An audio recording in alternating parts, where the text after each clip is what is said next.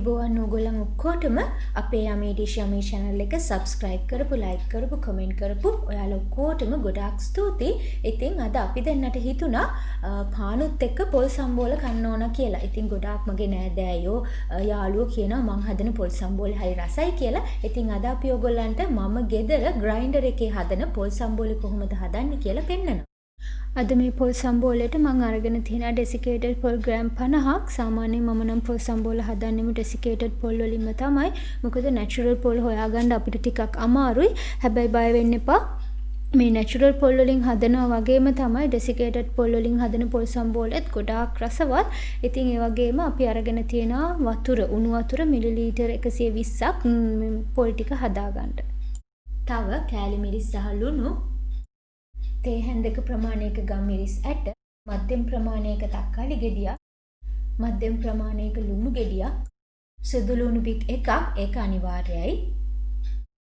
දෙහි ගෙඩි භාගයක යුෂ.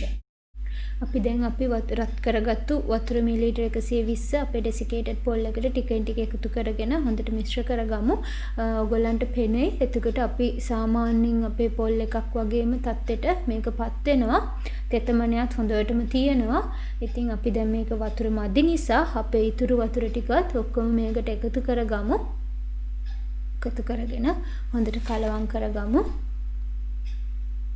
දැන් නම් ඇත්තටම අපි සාමාන්‍යයෙන් ගා ගන්න පොල් එකක් වගේම අපේ ඩෙසිකේටඩ් පොල් එක අපිට බලා ගන්න පුළුවන්. අපි දැන් ග්‍රයින්ඩ් එකට ලුණු ටික දාගමු. ඊළඟට සුදු ලුණු. මේ සුදු ලුණු දාන කෙනා පොල් සම්බෝල ඇත්තටම හරිම රස වෙනවා. ඔයගොල්ලෝ දාන්නේ නැත්තම් දාලා හදලා බලන්න හරිම රසයි. ඊට පස්සේ අපි ගම්මිරිස් ටික තේ හැන්දක ප්‍රමාණයක් අපි දානවා. ඒකත් දාලා ඊළඟට ලුණු මම නම් ලුණු හැඳි එකමාරක් තේ හැඳි එකමාරක් දා ගන්නවා. ඔයගලන්ට ලුණු රස වැඩි මදි අනුව ඒක වෙනස් කර ගන්න පුළුවන්. ඊළඟට කෑලි මිරිස් කුඩු මම තේ හැඳි 3ක් දා ගන්නවා අපේ මේ පොල් සම්බෝලය හදා ගන්න. දැන් අපි ඔක්කොම ටික ග්‍රයින්ඩ් කරගමු. අපි බලමු ග්‍රයින්ඩ් වෙලා ඇතිද කියලා. තව චුට්ටක් ග්‍රයින්ඩ් වෙන්න ඕන. මොකද ගම්මිරිස් ඇට එහෙම තවම ග්‍රයින්ඩ් වෙලා මදි. ඒ නිසා අපි තව චුට්ටක් ග්‍රයින්ඩ් කරගමු.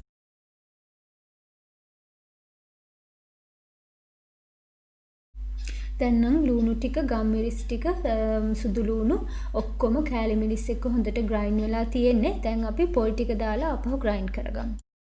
දැන් අපි පොල් ටික දාමු. පොල් ඔක්කොම දාන්න නැතුව පොල් මුලින්ම භාගයක් විතර දාලා හොඳට ග්‍රයින්ඩ් කරගෙන ආපහු දෙවෙනි වතාවට ඉතුරු ටික දාලා ග්‍රයින්ඩ් කරගමු. ඉතින් බලමු අපේ පොල් ටික හොඳට ග්‍රයින්ඩ් වෙලාද කියලා. මේ ප්‍රමාණය නම් හොඳටම ඇති. පොල් ටික හොඳට හීනියට ග්‍රයින්ඩ් වෙලා තියෙනවා. ඕගොල්ලොනුත් මේ වගේ වෙනකන් කීප පාරක්ම ග්‍රයින්ඩ් කරගන්න මේක හොඳට.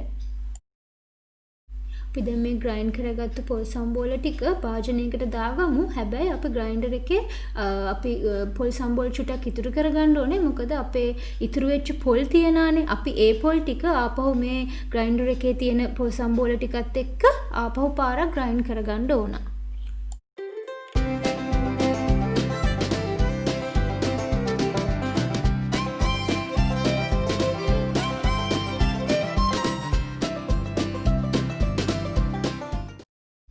දැන් අපි දෙවෙනි පාර ග්‍රයින්ඩ් කරගත්තු පොල් සම්බෝල ටිකත් අර කලින් ග්‍රයින්ඩ් කරගත්තු පොල් සම්බෝල ටිකටම ආපහු අපි ඒ භාජනයටම දාගමු. දැන් අපි මේ පොල් සම්බෝලය හොඳට අනා ගන්න ඕන. ඔයගලන්ට ඕන නම් හැන්දෙනුත් අනා ගන්න පුළුවන්. හැබැයි හැන්දෙන් ඇනුවට මේ පොල් සම්බෝලේ රස එන්නේ නැහැ. ඒ නිසා ඉතින් මේක හොඳට අතින්ම අනා ගන්න ඕන. ඊළඟට අපි දෙහි ගෙඩි භාගයක යුෂ මේ අපේ හදාගත්තු පොල් සම්බෝලයට එකතු කරලා අනා ගන්න ඕන. ඒකම අපි තක්කාලිත් දාමු. තක්කාලිත් දාලා හොඳට මිශ්‍ර කරගමු. මේ තක්කාලි මේ අනාගද්දි තක්කාලි චුට්ටක් හොඳට පොඩි කරගන්න පුළුවන් නම් එතකොට තවත් මේ සම්බෝලයට තක්කාලි වල තියෙන ඉස්ම එකතු වෙන නිසා සම්බෝලේ රස වැඩි කරනවා. ඒ නිසා තක්කාලි ටිකත් හොඳට චුට්ටක් පොඩි කරලා මේ පොල් සම්බෝලයට හොඳට අනා ගන්න.